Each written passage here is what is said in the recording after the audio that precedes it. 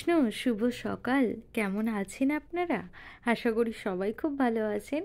শ্রীধাম গুরুকুঞ্জ আশ্রমে আমরা যে কতখানি ভালো আছি সেটা তো আপনারা ভিডিও দেখেই বুঝতে পেরেছেন। তো এখন আমি করছি নাম।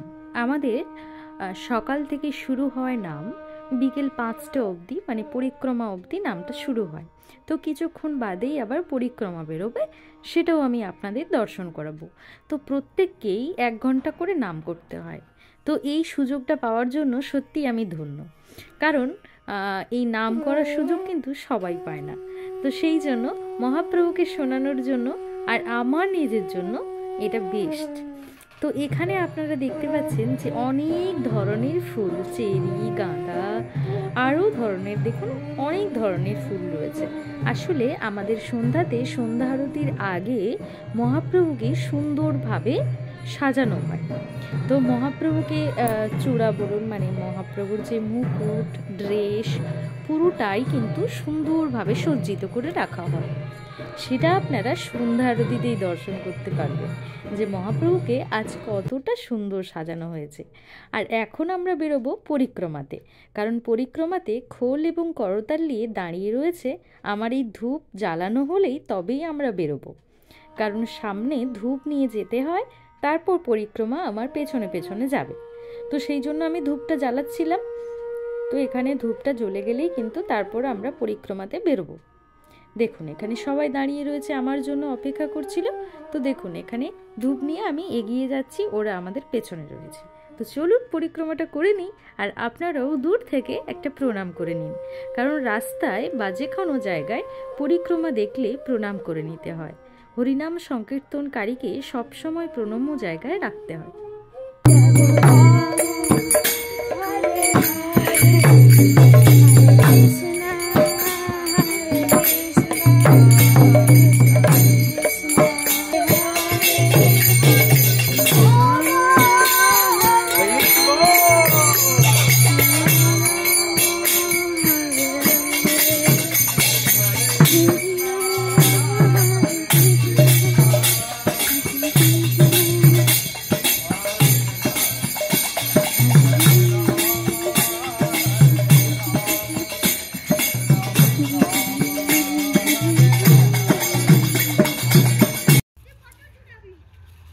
হরে কৃষ্ণ। আমাদের চারা এসেছে কত, এগুলো হচ্ছে ইনকা গাঁদা। যদিও আমাদের টাইমটা ওভার হয়ে গেছে, কিন্তু তাও এগুলো লাগানো হবে, গাছগুলো কত সুন্দর। এগুলো কি সুখদেবের বাবা এনেছে? সুখদেবের বাবাই এগুলো লাগানো হচ্ছে। এই বাগানটা সুন্দর করে বাবা সাজিয়েছে, ওই জন্য এইগুলোতেই লাগানো হবে। ভাই লাগাচ্ছে, আমরা একটু হেল্প করবো, তাহলে তাড়াতাড়ি হয়ে যাবে।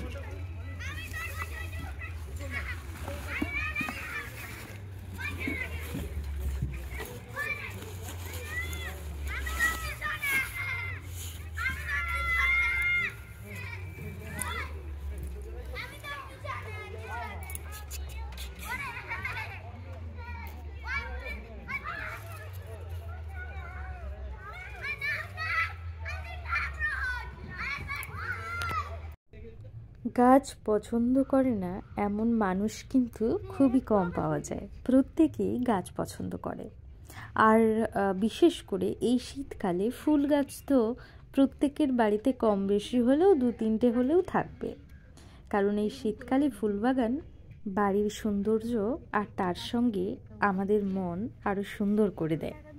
তো এখানে আমি ফুল গাছ লাগাচ্ছিলাম, এগুলো হচ্ছে ইনকা গাঁদা। এবার আপনারা বলতে পারেন, দেখুন আমাদের এরিয়াটা তো কম না, অনেকটাই বড়। তো সব জায়গাতেই ফুল গাছ অল্প হলেও লাগানো হচ্ছে। এবার তার সঙ্গে আবার আমাদের কাজ চলছে, প্রতিনিয়ত মাটি আনা চলছে। তো সেই জন্য না সময়ের সত্যিই একটু অভাব হয়ে যায়। তো সেই জন্য ভাই একা করে উঠতে পারে না। আর এই যে গাছগুলো যে লাগানো হচ্ছে, এই গাছগুলো দেরি করে লাগানো হলেও 1-2 হলেও তো ফুল হবে, তো সেই জন্যই লাগানো হচ্ছে। আর এই গাছগুলো ইনকা গাঁদা, এগুলো ইনকা গাঁদাই বলে। তো ইনকা গাঁদা অনেক আগে লাগাতে হয়, তাহলে ভালো ফুল পাওয়া যায়। কিন্তু আমাদের একটু লেট হয়েছে, তাতে কি, মহাপ্রভুর কৃপা হলে এই গাছেই কত ফুল ফুটতে পারে। তো সেই জন্য আমরা অতটাও ভাবি না যে কেন লেট করে লাগাচ্ছি, লাগানোর প্রয়োজন নেই। তো সেই জন্য লাগিয়ে দিচ্ছি। আর এখানে আমি যেটা দিচ্ছি এটা একটা মাটি মিক্সড করা। এই মাটিতে রয়েছে তোমার শিংকুচি রয়েছে, আর হচ্ছে গোবর রয়েছে, তো আরও কিছু কিছু অ্যাড করা হয়েছে, আমি ঠিক জানি না, কিন্তু মাটিটা খুব মিশ্রণ আর ওতে না অনেক কিছু দেওয়া হয়েছে, মানে অ্যাড করা হয়েছে, ওই জন্য সেইগুলো দিয়েই এগুলো দেওয়া হচ্ছে যাতে সুন্দর করে গাছগুলো হতে পারে। তো সেই জন্যই আর কি। আর এখন হচ্ছে বিকেল টাইমে ভাই গাছ লাগাচ্ছে, এখানেও কিছু গাছ লাগানো হবে, কিন্তু তার আগে এই যে কি বলে এগুলোকে, ব্রোকলি। তো এই ব্রোকলিগুলো না খুব একটা উর্বর হয়নি, তো ছোট ছোট হয়েছে, তো সেইগুলোকে না তুলে নেওয়া হচ্ছে, মহাপ্রভুর সেবাতে লেগে যাবে আর এই জায়গাটাও অনেকটা ক্লিয়ার হয়ে যাবে। তবে পুরো গাছ সমেত আমি তুলছি না, এই কারণেই গাভী মাতা একসঙ্গে এতগুলো গাছ খেতে পারবে না, তো সেই জন্য অল্প অল্প করে কাটা হবে আর অল্প অল্প করে দেওয়া হবে।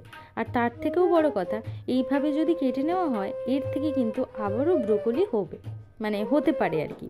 তো সেই জন্যই। আর ওদিকে বাঁধাকপিও রয়েছে, দেখছেন অল্প অল্প সব তোলাও হয়ে গেছে। আমাদের প্রত্যেকটি সবজি কিন্তু মহাপ্রভুর সেবাতে লেগে যায় আর দৈনন্দিন ভক্ত আসতে থাকে, তো সেই জন্য অনেকটা পরিমাণ করেই লাগে। তো আমি এখানে সব ব্রোকলি দেখুন কেটে নিচ্ছি, কারণ ব্রোকলিগুলো কেটে নিলে এগুলো কিন্তু আবারও হতে পারে, বা এই গাছগুলো আবারও পরে কিন্তু গাভী মাতাদের দেওয়া যেতে পারে, তো সেই কারণে। আর এই সাইডটাতেও ইনকা গাঁদা লাগানো হবে, তো ভাইকে একটু হেল্প করে দিচ্ছিলাম। তো তারপর সন্ধে হয়ে গেল, আর এদিকে কিন্তু আমাদের সন্ধ্যের বন্দনা শুরু হয়ে গেছে, আরতি কীর্তন হবে এইবার। তো আমাদের আরতি কীর্তন হওয়ার আগে আমি মন্দিরটা আপনাদের দেখিয়ে দিচ্ছি। সন্ধ্যের টাইমে আমাদের মন্দিরটা দেখতে এই রকম লাগে, শ্রীধাম গুরুকুঞ্জ আশ্রমের সুন্দর একটা সাজানো মন্দির, সেটা কিন্তু দেখতে এমনটি লাগে। তো এইবার ভেতরে যাব, ভেতরে গিয়ে আমরা বন্দনাতে বসবো।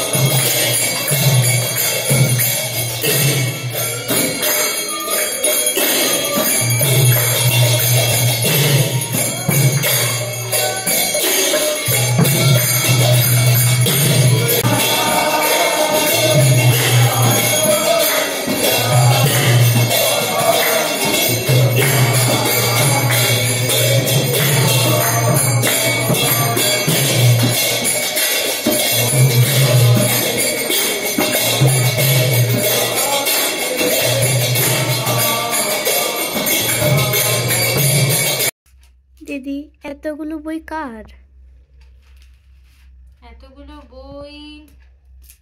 এতগুলো বই হচ্ছে আমার রায়ের, রাজলক্ষ্মী, মানে আপনারা যাকে চেনেন রাজলক্ষ্মী ওয়ানে উঠেছে, ভালো নাম্বার করেছে, ও ওয়ানে উঠেছে। এবার ওয়ানের জন্য তোমার বই হচ্ছে 13 আর খাতা হচ্ছে 15টা খাতা। মানে চিন্তা করুন কতটা পড়াশোনা করলে ওরা এটা কমপ্লিট করতে পারবে।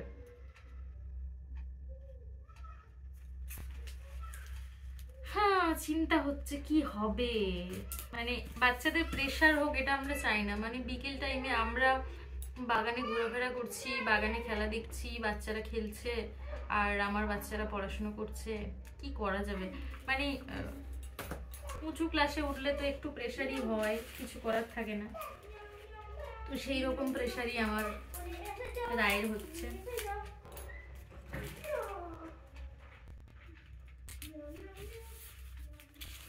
মানে বাচ্চাদের ওপর কোনো প্রেশার হোক প্রেশার ক্রিয়েট করে তাদেরকে বলতেই হবে তোমাকে এটা করতেই হবে, এই ব্যাপারটা বাবা কোনোদিন আমাদের ওপরও বাবা এটা কখনো পছন্দ করে না বা করেন না বাবা কখনো, যে তোমাদেরকে এটা করতে হবে। মানে এই প্রেশারটা আমাদেরকেও বাবা কোনোদিন দেননি, কিন্তু আমরা বাচ্চাদের উপর দিচ্ছি যে মানে তোমাকে ভালো করে পড়াশোনা করতে হবে, হ্যাঁ তোমাকে এতটা পড়তে হবে, গান করতে হবে, নাচ করতে হবে, আমরা প্রেশার দিচ্ছি, কিন্তু বাবা আমাদের উপর কোনো প্রেশার দেন।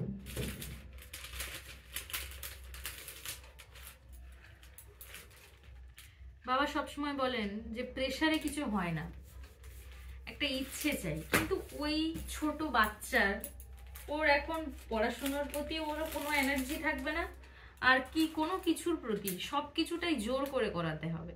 গানে জোর করে বসাও, পড়াশোনা জোর করে বসাও, তাহলে সব কিছুটা প্র্যাকটিস হবে। যেমন আমার গান বাজনাটাও বাবা জোর করতো না ঠিকই, কিন্তু মা করতে, মা মানে করতেন, মা আমাকে জোর করে গানে বসাতেন। তো সেই জন্য যাই হোক, মহাপ্রভুর কাছে তো গান গাইতে পারছি, ওদেরকে এখন জোর করে এটা করতে হবে, তারপরে ভালোবাসার জায়গাটায় পৌঁছতে হবে। এটাই বাবা চায় না, প্রেশার হোক এটা বাবা চায় না। কিন্তু কি করব, আমারও তো ইচ্ছে হয় যে মেয়ে ভালো গান গাক, ভালো পড়াশোনা করুক, এই যে আমার ইচ্ছেটা ওর উপরে চাপিয়ে দিচ্ছি। যাই হোক, এগুলো করে নিই। আবার এইগুলো রয়েছে, এই যে এগুলো হচ্ছে ছোট ছোট হচ্ছে স্পেশাল থেকে নার্সারিতে উঠলো,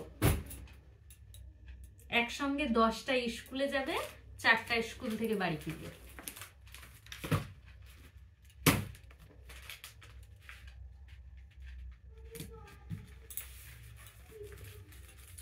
এখন বাজে কটা, এখনো মন্দিরে হরিকথা চলছে, 7:30টার মতো বাজে, হরিকথা চলছে। এরপর আবার হরিকথাটা কমপ্লিট হয়ে যাবে, তারপর সবাই বাবার কাছে একটু বসতে পারবে, কারণ বাবা বাড়িতেই রয়েছে। আমি গুলে ফেলছি, ওই জন্য দুটোর কালার আলাদা করেছি, এটা আকাশি কালার করেছি, এটা হোয়াইট করেছি, নাহলে আমারই গুলে যাচ্ছে।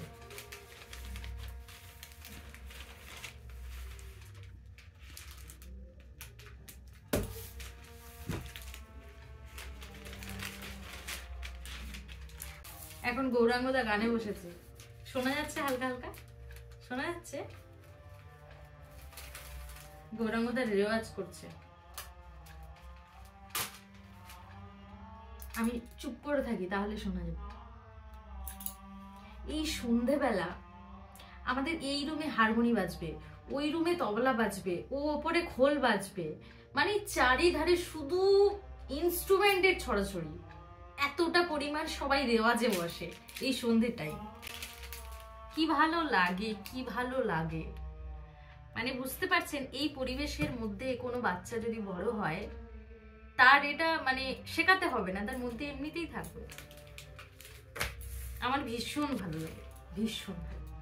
যাই হোক, অনেক কথা বলে ফেলছি, চলো।